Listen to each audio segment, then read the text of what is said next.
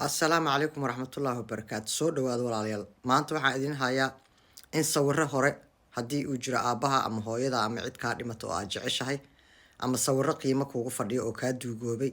dib loo soo cusboonaysiin karo sida kuwan oo kale waxaa kaloo kasii daran oo maanta soo baxay ee aydan aad arkaysaan in ay sawirka ka dhigi karto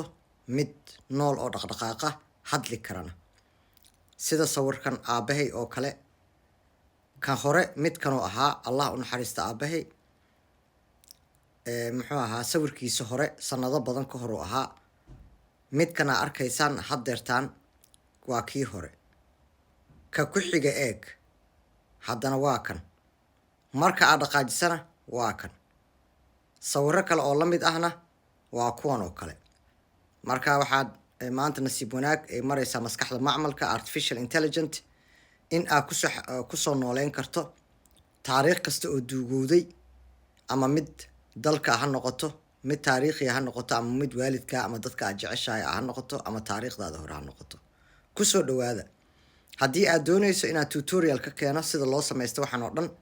comment igu soo qoro because soomaalida comment kama bixiyaan waxa way daawadaan wayna iskaga tagaan taas dhiirigelin iyo ma aha haddii aad doonaysaan in videogan video ku xigo uu noqdo sida loo sameeyo wax walbo tababar tutorial duuban ayaan ku keenayaa iyo AI aad ku samaysan karto haddii aad danaynayso fadlan kusoo qor xasuus commentiga kadibna waxaan si gaara kuugu soo diri doonaa AI aan u isticmaalay iyo sidaan u isticmaalay haddii aad dhammaantiin xiiseynaysaana sheer gareeya la wadaaga dad badan oo waxaa jira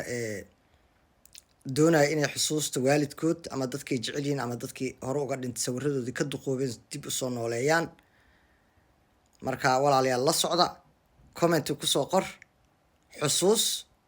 kadibna hoos commentiga igu soo qor inaad xiiseynaysaan videoga labaad inaan ku keeno tababar tutorial duuban sidaa u samaysan karto waa wax fudud oo waqti yar kugu qaadanayo mahadsanid